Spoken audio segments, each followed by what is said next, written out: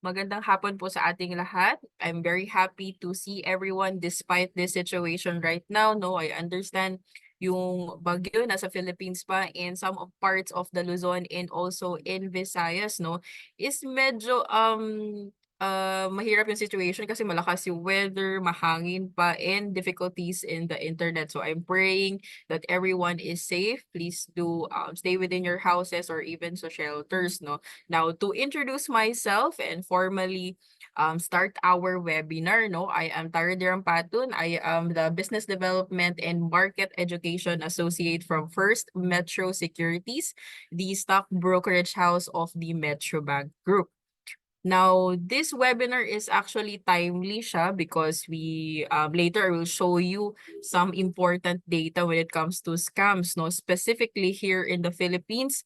And I think we need to address them para at least we help you also to spot those red flags as public and also for those who are interested to invest, no? So let me just Ayan, so we have Miss Verila from Kuala Lumpur. So I'm very happy na may mga attendees tayo from outside of the Philippines.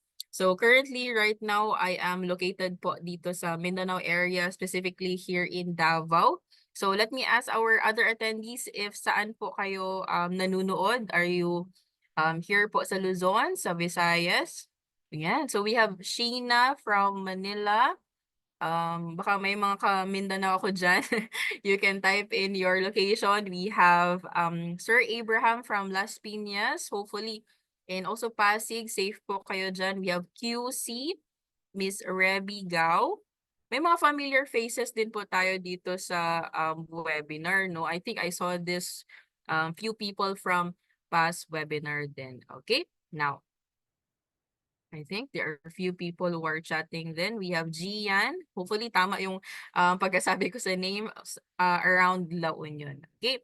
Now, to formally start our webinar, no, for those who are new po to First Metro Securities and also to our session, our company, First Metro Securities, is dedicated to financial literacy and creating awareness of investment opportunities that empower individuals. We also have institutions, and now I think we do have a medyo marami na din yung mga younger generation or even the students who wants to attain their financial goals. We envision it as the largest and also most trusted Philippine investment solutions partner. So for today's session, loaner lang tayo together with also Miss Patty from marketing. It's our honor also and pleasure to serve you today as your speaker and also your host for today.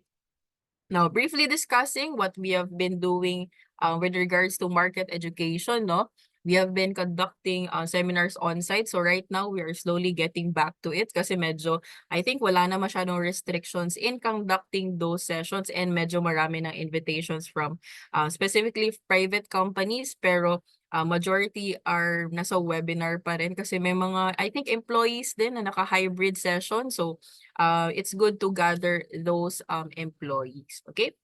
Now, we do have sessions with government agencies. One example is recently in February, where we have Bonds 101 with the Bureau of Treasury and also MP2 Savings and other funds from the Pag-ibig Home Development Fund. So by the way, you can check out the recorded version of this one if hindi natin abutan yung live sessions sa ating YouTube channel. Okay? So some of our recent sessions na public din. So as you can see here, we can cover basic to advanced sessions. We do have paid webinars as well for those na medyo bago pa and hindi pa alam yung gift, yung ating Guided Investor Fearless Trader. So this is a paid webinar since this session will be conducted by our market consultant. We have si Sir Aaron Sai. Now, back to the main topic, no? Pag-usapan natin ano nga ba yung mga PODs for today's session. So actually, I'll try to shorten this session para later we have more time sa ating Q&A. Okay? So number one, titingnan natin ano nga ba yung pangkaraniwan or most common scam out there, no? So second, pag-usapan natin ano yung mga warning signs. We do have the red flags to watch out for and to finally talk about how to protect yourself. So that hindi tayo magiging biktima to this kind of traps, no? So by the end of the webinar, hopefully, you'll be equipped to spot those red flags and protektahan yung ating hard-earned money. Okay? So in any way, if may questions pa tayo, feel free to put it sa ating Q&A section or the chat button na lang po para later we can raise those questions. All right? Now, before anything else, let's break down the difference between the terms fraud and scams. Okay? So baka sabihin nyo, magkapareho yung word na fraud and scams, no? Or ibang word lang ginagamit. So hopefully we are on the same page as we continue with this kind of webinar. So mukha man lang siyang pareho, but there is a key difference, no? So let's start with the fraud.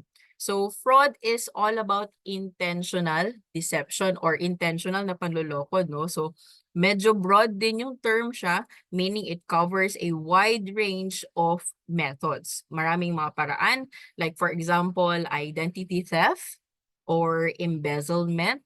And kadalasan long-term yung kanyang scheme, matagal siyang ginagawa. And also calculated siya, meaning pinag-isipan siya, may mga malaking organization na gumagawa ng ganitong mga fraud. So think of things like for example, credit card fraud. We also have insurance fraud. Okay? So on the other hand naman, a scam usually is specific act of deception na talaga siya. So this specific act of deception, medyo mabilis na siya. Madalas immediate din yung monetary gain. So usually it involves one-time transactions or yung mga single type of transactions. So examples for this one, for example, email phishing schemes or pyramid schemes. So for those na hindi pa nakatry ng email phishing, so situations like for example, nakatanggap ka ng normal looking email, but when you click the link, no, usually yung mga suspicious na mga link, no, suspicious na email, may mga attachment siya. So this can be any attachment like Word, PDF, picture ba yan, or with the link na nasa baba or sa email body.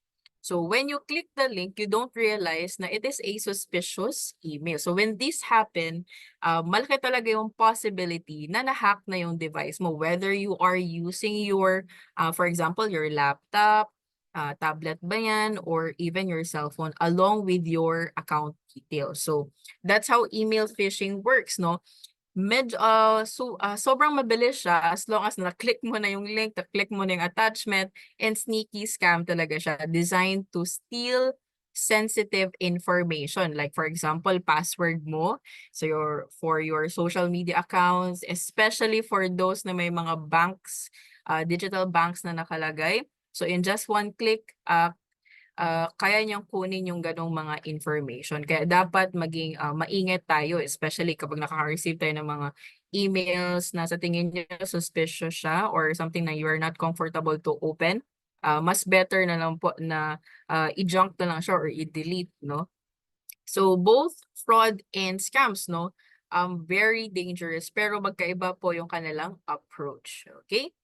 And so let's take a look at a data, very alarming actually, number of online fraud incidents in the Philippines from 2019 to 2023. So as you can see here, 2019 to 2020, medyo below 1,000 pa tayo. So we started out with 633 reported incidents, and the following year, the number rose to 869 incidents. And then fast forward, as you can see here, fast forward to 2022, we saw a shocking increase to 7,208 incidents. And the last year, 2023, I think almost double na din siya, no? It skyrocketed to an outstanding 14,030 incidents. Okay, so this data from a survey reported by Statista, it really highlights po yung growing trend of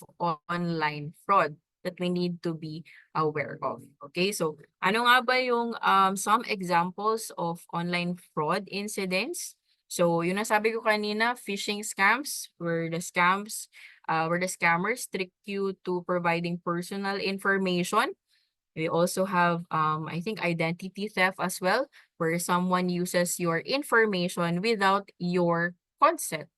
So, another example would be online shopping scams, no, where you pay for goods na hindi mo naman in order or hindi mo naman dumating, no. So, and also investment scams where fraudulent schemes promise high returns or malaking kita from your investment.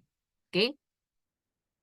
So investment scams, no, typically exploit the desire for quick and easy returns. So actually, it's a human nature.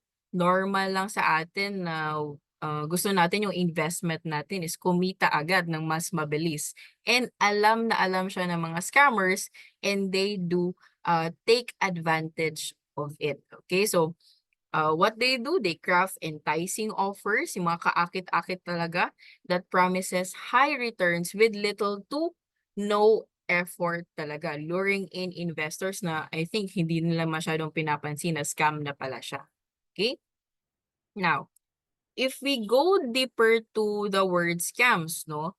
Scams are fraudulent schemes talaga designed para linlangin yung mga biktima na binibigay yung kanilang pera, your kanilang personal information, leading to significant financial loss. Okay? Gumagamit din yung mga scammers natin ng iba't ibang tactics. We have different methods, whether to, I think, fake offers, misleading information, or even high pressure tactics. Okay, so the bottom line is yung scams natin not only take your hard-earned na money, but can also leave long-lasting and also emotional impact in your life. Kahit yung mga kakilala nyo na naloko ng mga scams, no, always talaga nila ma-remember nyo is something that they must learn also para in the future, hindi na sila maloko ulit. Okay? So it's very crucial to recognize these schemes, no, to spot those red flags and also protect yourself mula sa pagiging biktima din. Okay? Now, let's discuss how do frauds actually happen. No? So we have identified 4 factors. Number 1 is false representation, meaning the scammers often pose as someone they are not. So nagpapanggap sila to be your friend. This can be your relatives. For example, yung relatives na minsan hindi mo nakilala na connected, sabi niya connected pa rin sa side ng mama mo, sa side ng papa mo, kung saan in need of financial help. So for example, magpapadala ng message or even text na nagsasabi na they're in trouble, kailangan nila ng pera, nasa hospital sila, kailangan magpadala. Kung saan ikaw minsan naniniwala ka kasi alam nga nila yung pangalan mo. So we need to be aware of those things, no? Think it over. Second is phantom riches. So they promise you of instant and guaranteed wealth. Okay, sa term pa lang na guaranteed wealth, no? Think about those medyo too good to be true. For example, online ads, no? Kung saan nag-o-offer na kumikita ng thousands of pesos with little to no effort at all. So if it sounds good to be true, something na sa tingin mo suspicious siya, it probably is. Usually ganun yung mga scams, no? You must hear also yung mga intuitions mo. So third is social consensus. So the scammers will claim na marami na nag-join, others have already benefited from the investment. Maaring nakarinig ka na may mga tao na naka-earn ng money from those investment scheme, malaki pa daw ang na-earn, and pressuring you to join since marami na yung nag-join sa mga friends mo. Okay? Lastly is source credibility. So for this one, minsan dito tayo mostly na-fall, no? So they claim to be affiliated to a reputable agency. Or for example, nagpapanggap sila that they do have expertise or special skills ba? For instance, maaring sabihin ng isang tao, no, na nagtatrabaho sila sa isang well-known na bank.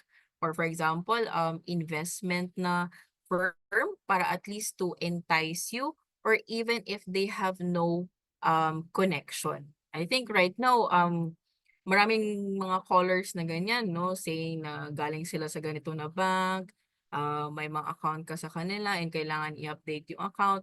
So you need to be aware of that, no? So understanding these tactics is very essential naman po in taking yung first step to protect yourself. Now, let's talk about some important things, no, to keep in mind, especially if meron na talagang lalapit sa iyo or someone approaches you about investing. So you can remember these three key steps. Actually, these three key steps, no, this was I think created by the SEC investment checklist. Number one is to think, no? Meaning, pause muna tayo, take a moment, think critically about the offer. Okay, so mukha ba siyang sobrang ganda para maging totoo? For example, nag-aalok siya ng investment, nag-o-offer ng mataas na kita or high returns, kung saan you can get those returns within few months lang, 3 months lang, or even some of those na nagsasabi is weeks lang. Okay, so does it sound too good to be true? You just have to take pause, no? And then don't let your excitement cloud your judgment. So sometimes excited ba sila tayo, no? To earn those high returns na sinasabi nila. So again, self-control, take a pause. Kailangan po natin pag-isipan, okay?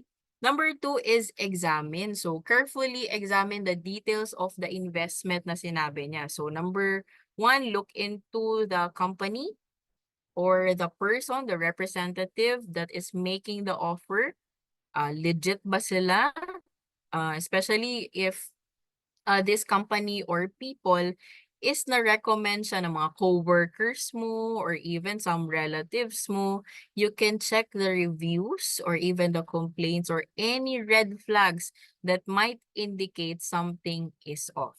Okay, especially in terms of customer service, okay ba yung treatment nila with your friends? Easy ba mag-withdraw? Is it easy also to fund your account or to check your portfolio anytime? So you can think of those, no? So lastly is study, no? So do your homework. I think this is also very important. Kailangan po natin mag-research on those investment opportunity na sinabi. Okay, so understand how it works. Ano nga ba yung mga potential risks na pwede mo ma-receive or kaya mo ba siyang ma-take yung mga risks na kaya niyang ibigay and whether it fits your financial goals.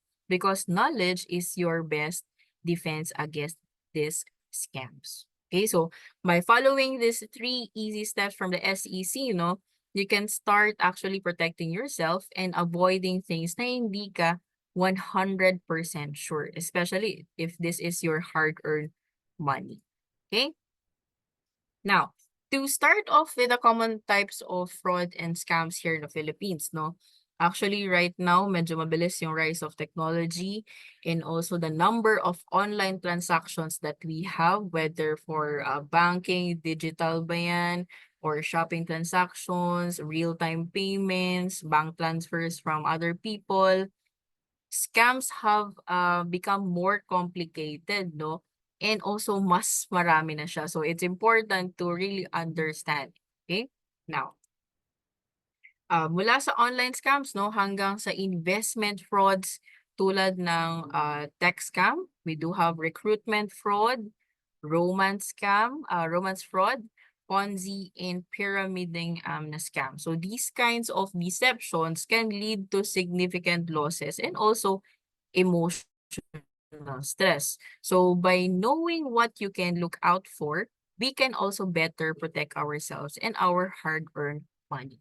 Okay, so let's start. Yeah, so let's take a moment to consider some eye-opening statistics. Actually, meron tayong three important data dito, no, about the Filipinos here in the Philippines. So did you know that 82% of Filipinos have received unsolicited text messages, emails, phone calls, or other forms of communication? So medyo malaking number talaga siya. So when we say unsolicited, so hindi siya ito yung mga messages from phone number to phone number. So these are messages coming from different computers kung saan na-receive mo yung message without your consent. So usually yung legitimate institutions naman, they do ask for your consent before you receive those notifications talaga. Okay? So I think majority of you is naka-receive ng ganitong mga text no na nag-o-offer ng unbelievable deals where you can receive, for example, a return of maybe 50%, 60%, 70%, mga raffle draw winners ka ba, or fake job offers. Okay? So even more concerning is that 61% of those surveyed reported that their friends, their loved ones or relatives had been affected by these scams. Okay? So baka may mga kakilala tayo who fell for phishing schemes, yung mga kanina sa email, no? Or receive a fake call claiming to be from a bank, no? Asking for personal information. So it really shows that yung deceptive tactics ay hindi lamang isolated incidents, but maaring maapektuhan din yung ating mga loved ones. Okay? Ayan. So, here's another staggering fact. No, we have 25% of people have actually sent real-time payments for investments, goods, and services that they never received. Okay? So doon pa lang no, medyo sad talaga yung mga situations just like this one. For example, maaring nagpadala ka ng pera para sa mga nakita mong items sa online. So this can be gadgets ba to or jewelries ba ito? We have bags or something na gift for your family. And then once the transaction ends, no, meaning nakabayad ka na, only to find out that the seller was a scammer and the item never arrived. Meaning nabayaran mo na pero hindi dumating yung item. So this highlights no the risk involved in rushing into online transactions na hindi mo na chine-check yung source. So one good example dito na na-notice ko is usually those bogus sellers din sa Facebook Marketplace. Usually kasi walang mga filter na nangyayari, no? So what you can do is to always check for reviews, verify if okay ba yung kanyang item. You can always check no kasi may mga reviews naman din na mga nandoon sa mga online shopping. Okay? Yan. So first scam that we talk about, one of the most common, I think very common siya na scam we see these days, no, is what we call the text scam. Okay, so these are the random messages asking for personal information. We have the bank account details, whether debit or credit card ba yan, or fees, or I think money talaga in exchange for an item or service. Okay, I think for me, I'm very sigurado talaga na I think majority of the participants right now sa atin is nakatanggap ng ganitong mga text, no? Kahit ako, I do receive this kind of text. Okay, so let me talk with the participants, no? If you have ever received a text na scam, so can you type in me sa ating chat box? Yan, so let me check. Okay, so you also have Sir Larry, we have Sir Paul. Very familiar si Sir Paul. I think na umattend na siya from last session. We have Miss Sharina, we have Sir Abraham. Okay. Yan. So, as I mentioned, I also do receive this kind of text. I think on the day before, when I started out with digital banking, no, sumabay din yung mga scams. So, randomly, every day, I do receive this kind of text messages. Okay? One perfect example, I think meron din kayong ganitong mga text scam na receive, no, is receiving a message claiming you won a raffle. Okay? So, on the screen, you can see a sample of a text scam where the message claims to be from Bangko Sentral ng Pilipinas, okay? Using a unknown number. So the message might say na your SIM number was electronically drawn daw and you've won, I think, 780,000 yung nakalagay dito.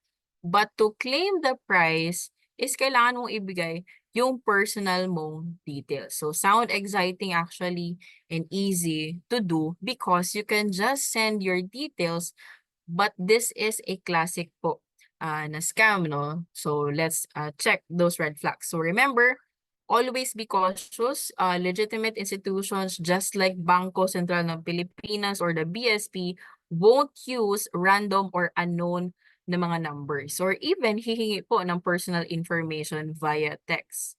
So here's what you can do if ever makareceive kayo ng mga ganitong text scam, no? Verify po natin yung identities. Do not engage with the number in the message. Instead, for this case, you need to contact BSP directly through their official channels to check if totoo po yung message or totoo yung raffle. Because the BSP naman po is my resources to report such scams. So it's always better po to double check.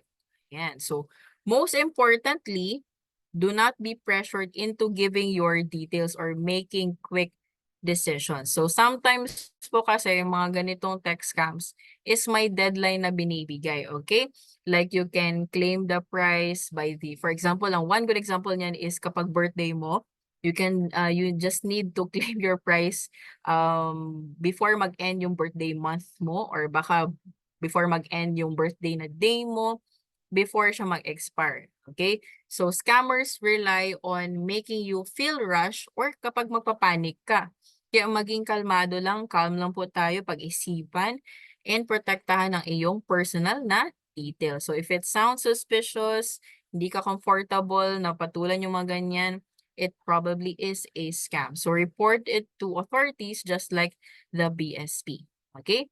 So actually later by the end of my presentation, I will be sharing the official channels of the Bangko Sentral ng Pilipinas and other authorities so that you can report scams or verify information. Okay? Yan. So let me check the chat kasi may mga, I think di pa, ayun. Many times daw text scams from Sir Raymond Balien. So I think for me marami din siya. Minsan binablock, majority of it is binablock ko na siya, dine-delete ko siya. Where there are cases they are using different numbers as well. Okay? So kailangan maging aware lang po tayo and be very vigilant. Ayan. So another fraud kung saan merong fake job offers from scammers posing as recruiters. Okay? So it often starts with attractive na job na ad. Okay, so let me show you kasi may mga examples pa tayo. Like one recently posted in a Facebook hiring group. So as you can see sa Facebook, no, maraming mga groups talaga for different kinds of segments or different people, no. For example, for those first timers na magtatrabaho pa, we have OFWs, ay may mga moms ba dyan, or for those na mahilig sa mga sumasayaw, may mga different groups, no? For example, for this one, hiring group, madami po talaga yan siya. This one, the ad claimed that there was a job opening from National Grid Corporation of the Philippines or the NGCP. And kung tingnan nyo yung kanilang example, is may job poster pa, may company logo pa, asking the job seekers to send their resumes to a certain Gmail account. Okay? Now, but here's the catch, no? The real process po of the recruitment ng NGCP is nagre-require po sila yung applicants nila to send their resumes to NGCP's official email or channel. For example, this one is the talent sourcing at ngcp.ph. Fortunately, na-notice siya ng NGCP and napansin siya. For this one, naglabas ata sila ng fraud alert, no? Kung saan nagbibigay ng babala or for example, babala or fraud alert na this is a fake job opening. Okay? Now, what usually happens with recruitment fraud, no, kapag pinatulan mo siya? So the scammers usually ask for payments for certain requirements, no? Like for example, sinasabi na you need to pay for training fees, you need to pay for background checks, you need to pay for medical fees ba yan?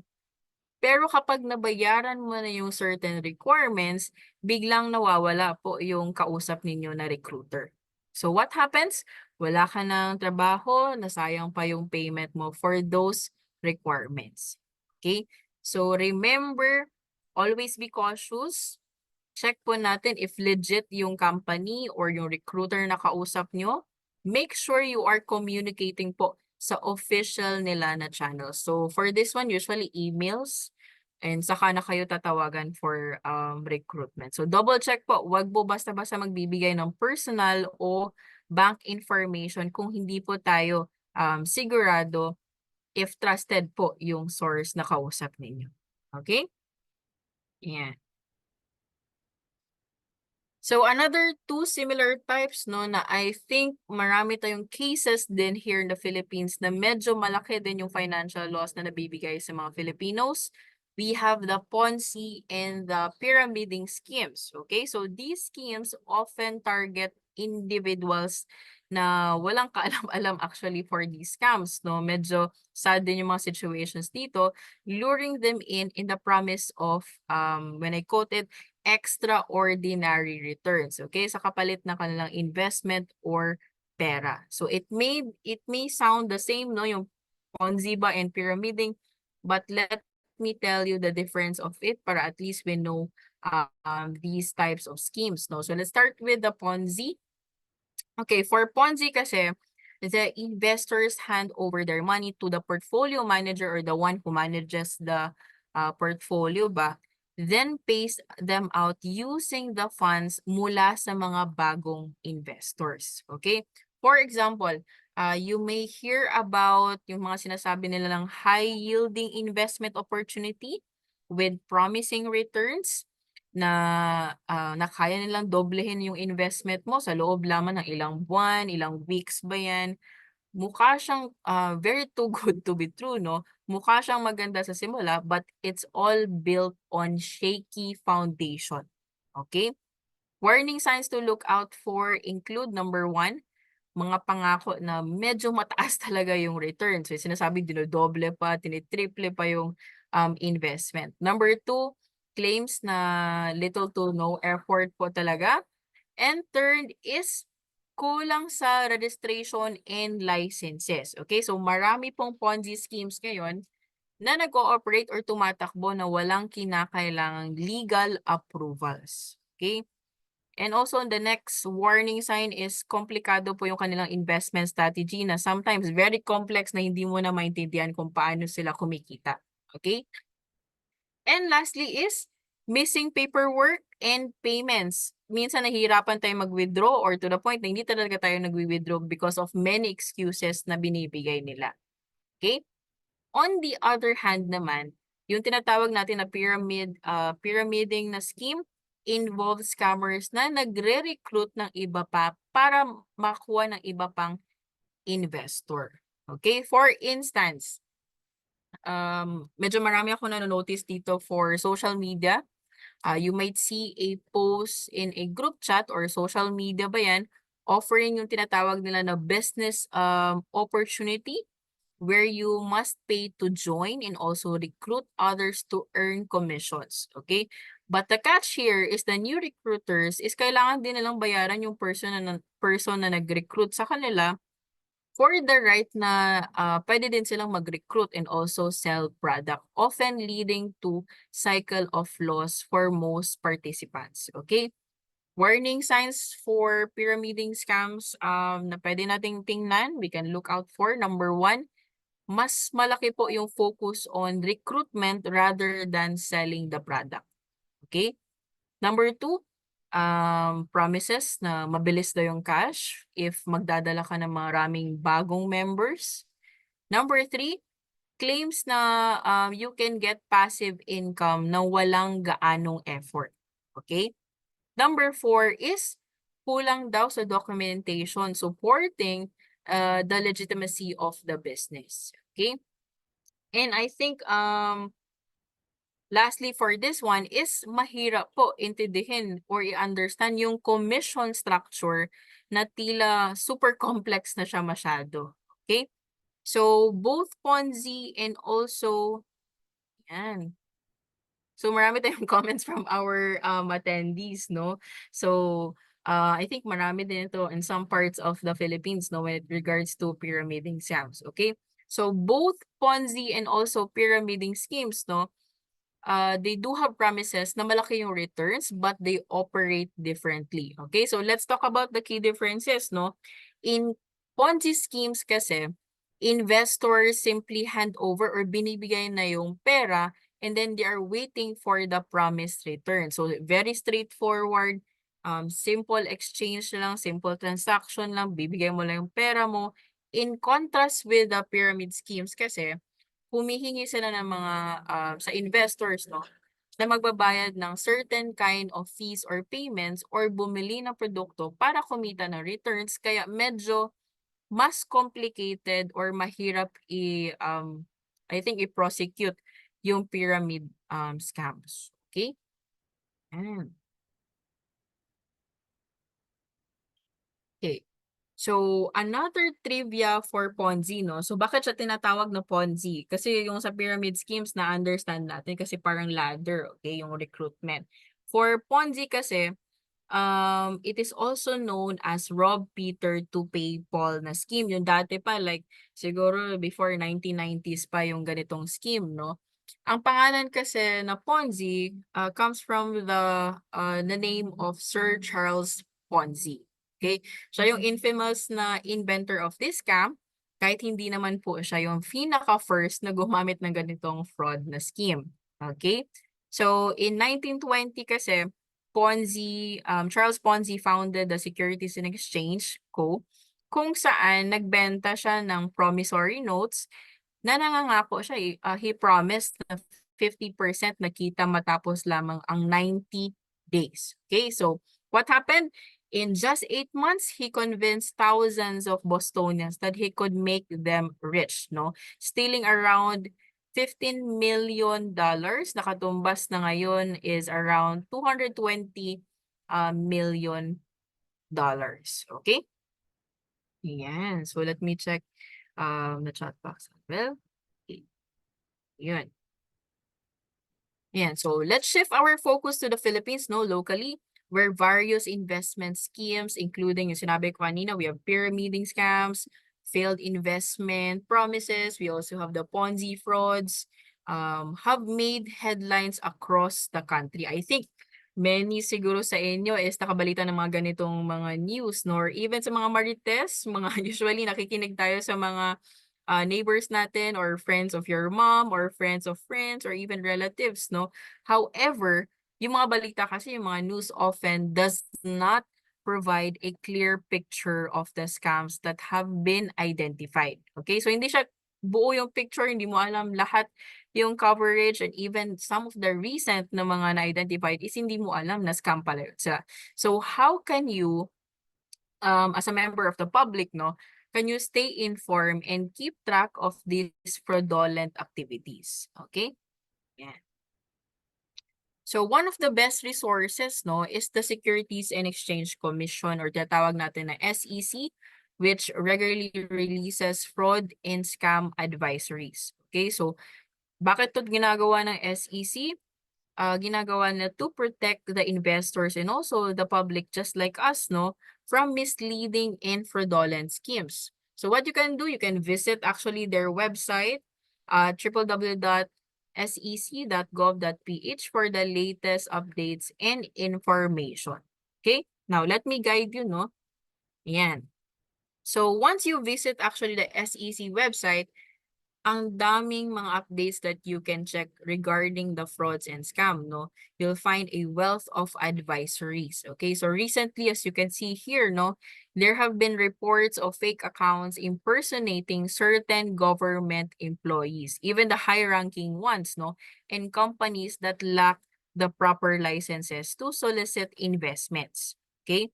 So it's very crucial, very important po to navigate through these advisories or through these updates para alert po tayo if ever may makita tayong mga offering from your co-workers, your friends pa dyan, or something na interesado tayong to invest para nakita natin sa online, baka nandito na din siya, na subject na din siya for these kind of advisories. Okay?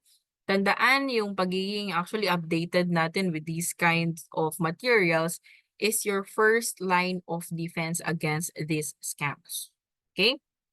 Now, if we go over a little bit outside of the Philippines, no, Southeast Asia has become a hotspot for scam centers. So unfortunately, medyo kasali yung Philippines, no. The scams they operate involve money laundering, crypto fraud. I think nabalitaan niyo ito sa mga recent news, I think past few months, no.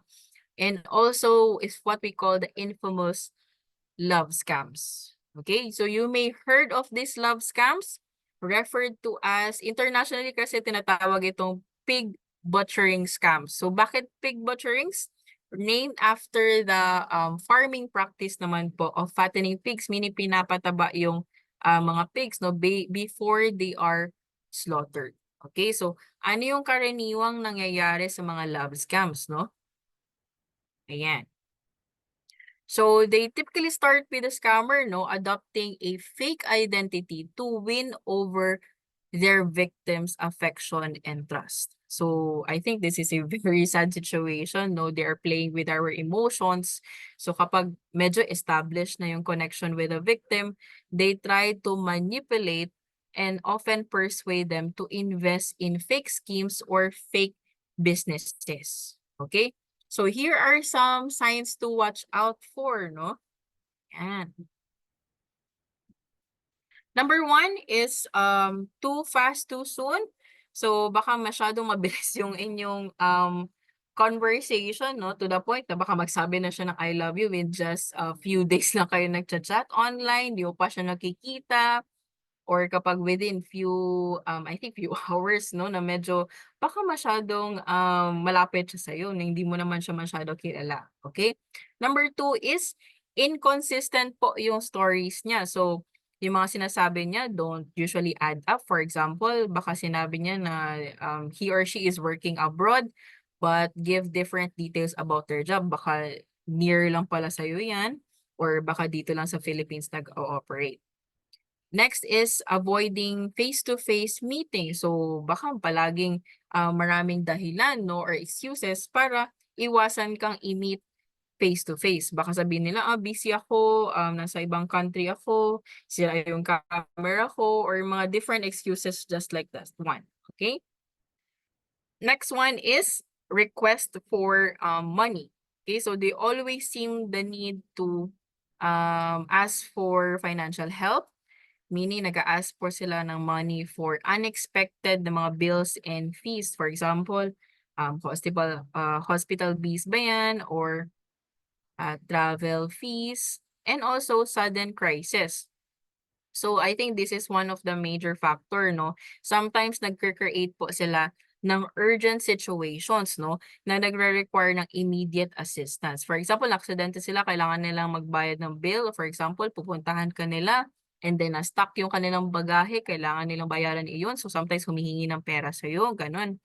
And also lastly is inconsistent online presence. Okay, so their online profiles may seem suspicious, especially if hindi kompleto yung kanilang profile.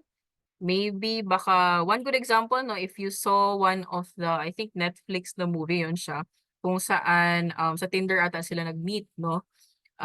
That one, I think nag-shell out na siya ng ilang malaking money din yung nabigay niya. Pero knowing that scammer pala yung nakausap niya. Okay?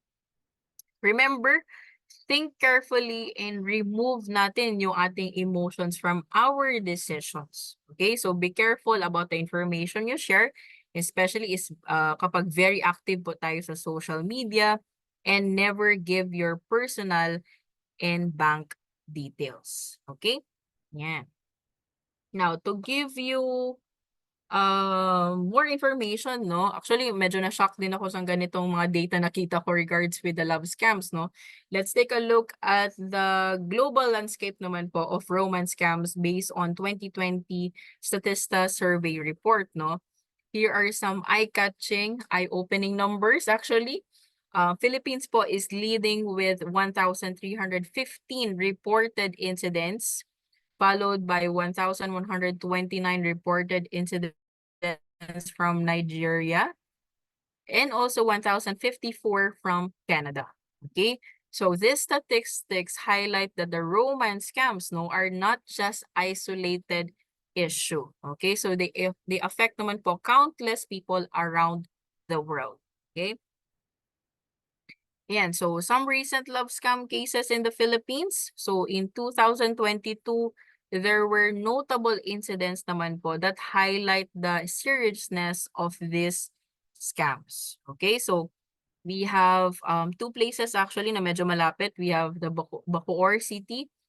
Police arrested a foreign national and his accomplice, meaning dalawa sila, involved in an internet love scam resulting in staggering financial loss of 2.2 million pesos. Okay? Another one in Las Piñas City, another operation led to the arrest of 3 suspects, including the two foreign nationals, no, who were also engaged in online love scam, causing a financial loss of 230,000 pesos. So it may be, baka sabihin nyo small or malaki na masyado, but it is a sad reality because nag-shell out talaga sila ng pera for these scammers. Okay? Now, to avoid being a victim no to similar scams, here are some essential tips for the love scam. Okay. Number one, never send your money to someone na hindi pa natin na meet in person or whether na meet nyo na in person, no matter how convincing their story is, especially if hindi pa siya trusted. Okay? Number two, verify their identity. So pause muna tayo, think things over, take time to check no if their online identity matches up with their claims. Okay? Third one is we have keep your personal information private. Dapat maging cautious po tayo about sharing personal details in your social media accounts, no, that could be used against you. And also, kapag may mga biglang-biglang nag-a-add sa'yo through the Facebook, Instagram, you can verify naman po before maging friends kayo through the social media, okay? Now, watch out for red flags. So, same with those na ginagawa natin sa K-drama, sinasabi natin, that's a green flag, red flag siya. So same with this kind of cases, no? If something feels off, trust your instincts, okay?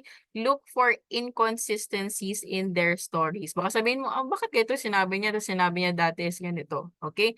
Or excuses for avoiding face-to-face meeting. Bakit kaya hindi ka pa niya nami-meet in person, okay? And also report suspicious profile. Okay, so if you encounter po suspicious accounts, report them to the authorities to help protect others. Okay, so these cases kasi remind us of potential dangers, lalo na for those may mga experience po sa online relationships na hindi pa nami-meet yung kanilang mga person, and also in the importance of staying vigilant. Okay, yan. Okay.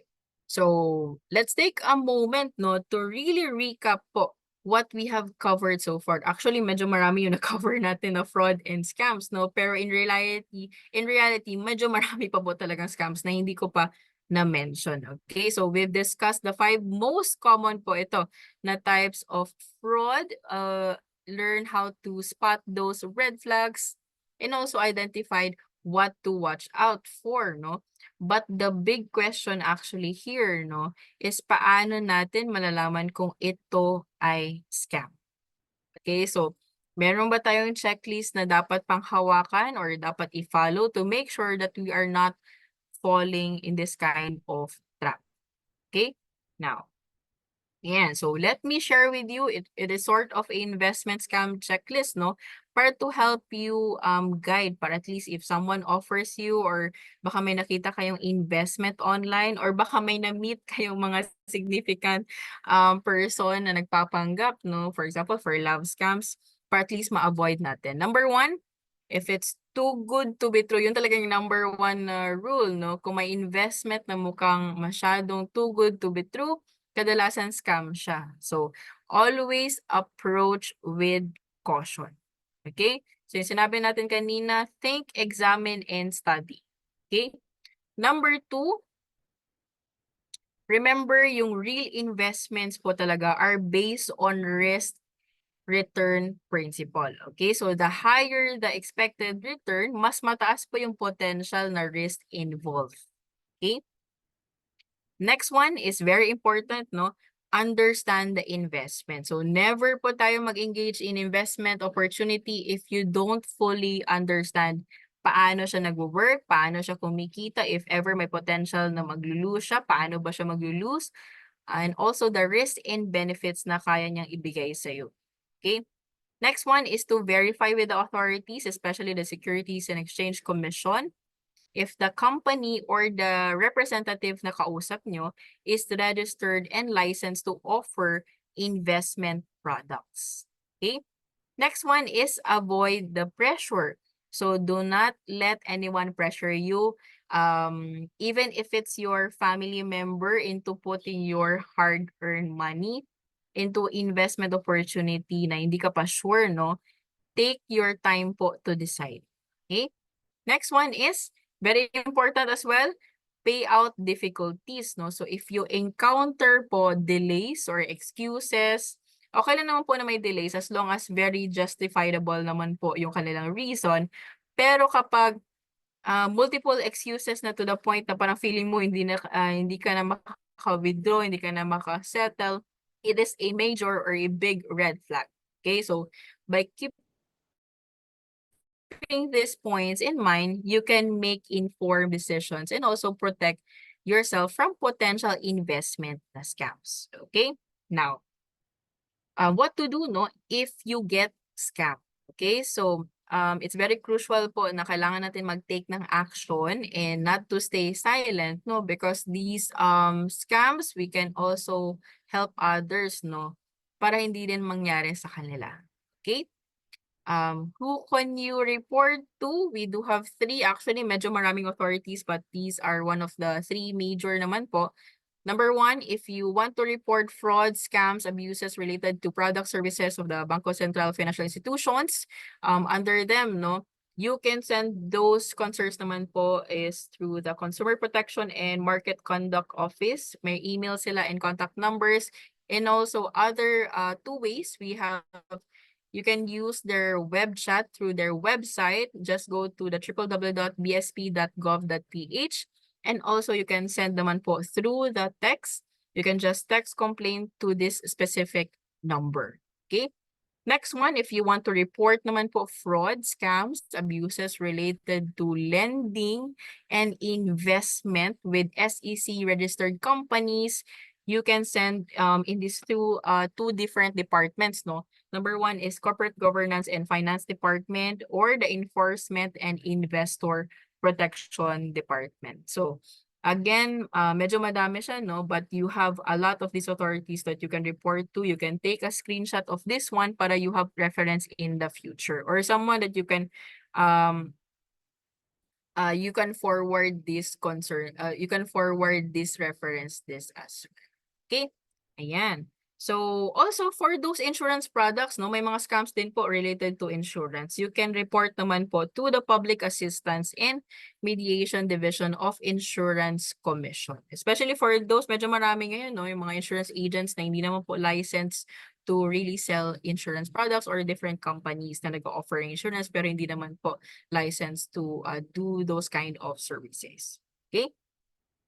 Yan. So, another tip from me, no, for those naman po who want to check the legitimacy of a company, for example, like a broker who are granted trading rights or a representative, it's always wise po to do your homework before making any investment decisions or sharing your personal information.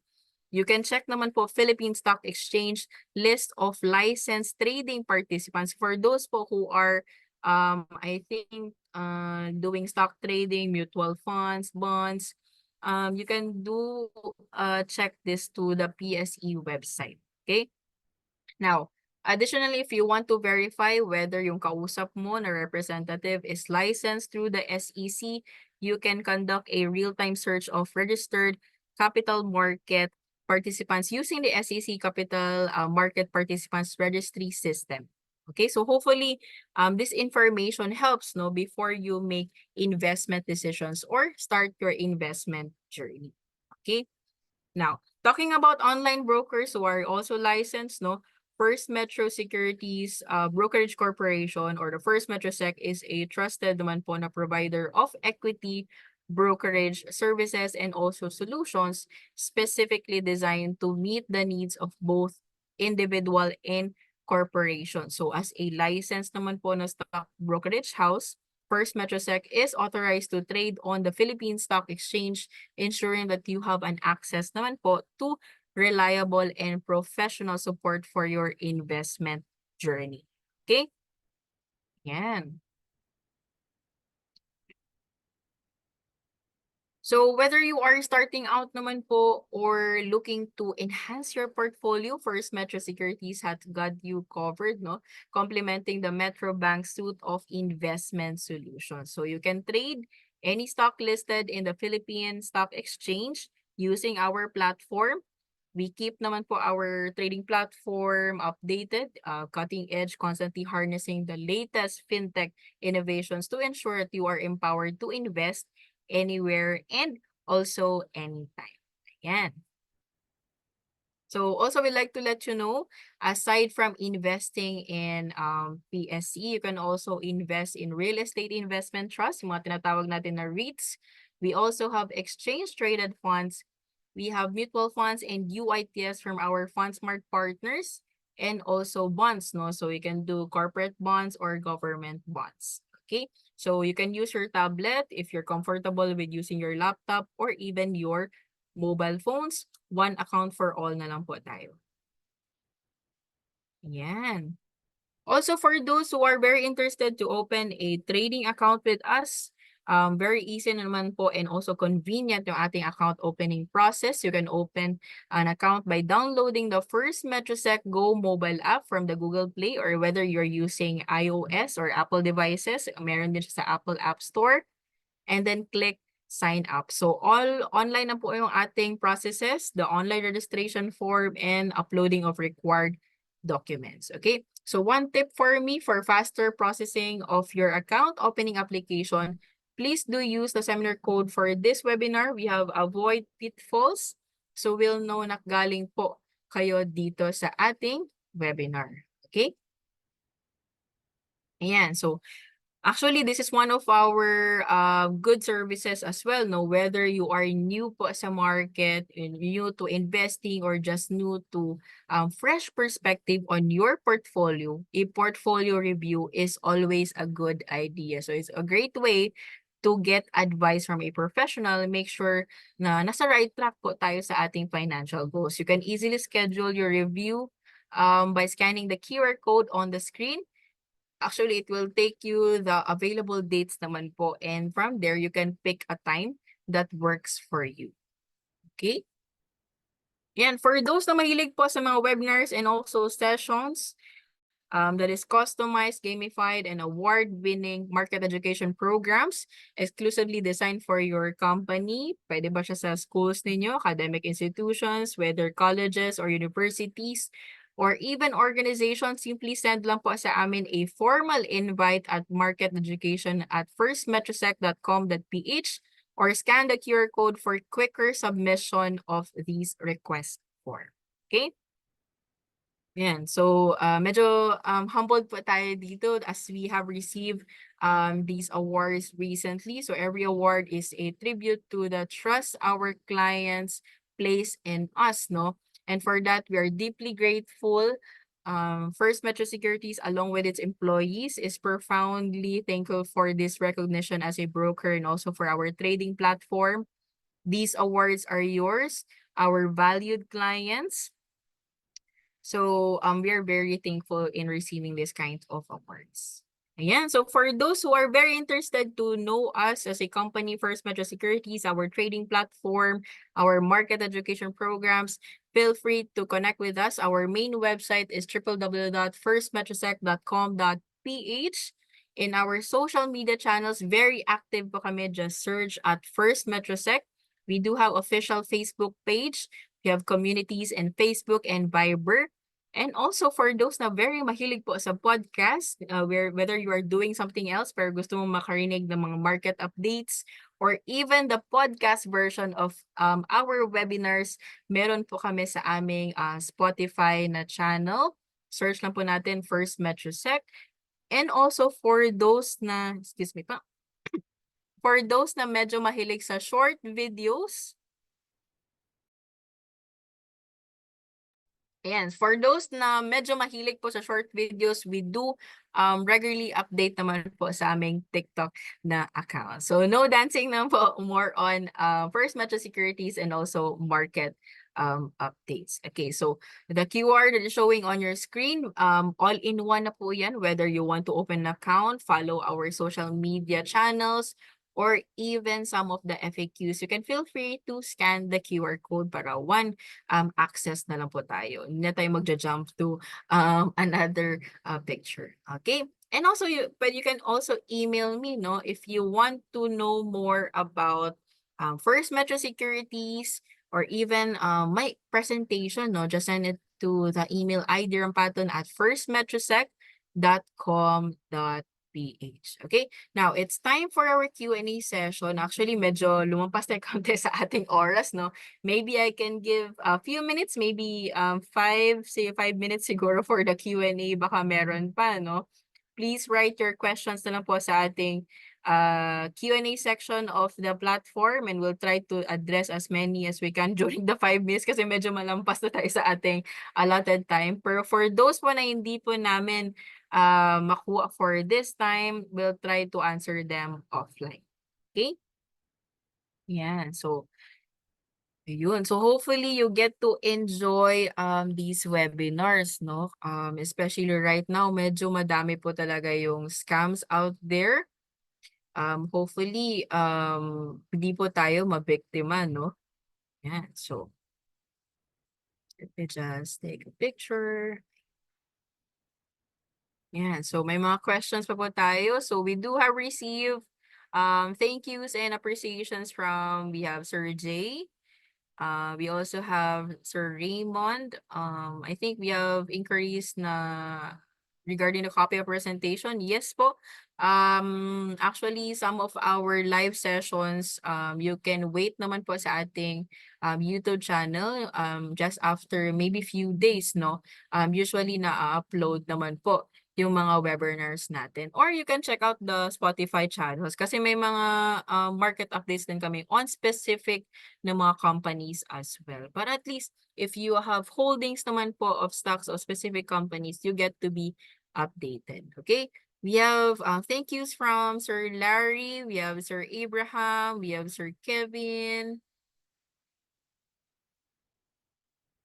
Ayan. So, actually, we have another question from Sir Jay regarding the crypto, no? So, I cannot comment actually for those medyo regarding sa crypto because I don't have, hindi ako masyado confident with that kind of thing. And also, hindi siya masyadong regulated here in the Philippines, no? So, please do take precautions for those investments na hindi naman po regulated and medyo mahirapan po tayo to also do those kind of transactions. Okay? Ayan. And also for those na medyo may mga concerns to cybersecurity, you can always go to the NBI, no? You can report those concerns as well. Ayan. So, I think we have to wrap up our sessions. We do have yan, so, ayan, so may mga pa-regards pa tayo from our attendees, no? Regards na lang po to the First Metro Securities employees and also Sir Joy Tabak if he's still there, okay? Thank you, Sir J. Espinosa. Ayan. Okay. So I think that sums up our webinar, no? So konting favor na lang po from our participants who have stayed with me up until this point, no? Thank you so much for all your questions and also your thank yous, your appreciations for this kind of webinar, no? We also value your feedback. You can share your thoughts naman po and experiences with us by scanning the QR code and answering our feedback form. Your input is very essential in helping us improve our services and better meet your needs. We really appreciate your contribution and look forward to implementing positive changes and based on your valuable feedback. Actually, nakikita po namin lahat ng feedback ninyo and we'll try to improve on it. So while you are answering the feedback survey and to formally close this session, I hope na maximize po natin yung ating journey, no? Hopefully, since since nag-talk tayo about the scams, hopefully we can spot those red flags. Okay, especially for those very common like yung mga text scams or email phishing, and for those na nag-approach nyo, always take a pause, think it over. Okay. Ayan, so there you have it. Thank you also to everyone who attended tonight, especially I think we have reached many participants kanina, no? Yan, so thank you also to everyone who attended this afternoon. We sincerely hope that you learn a lot about these scams, no?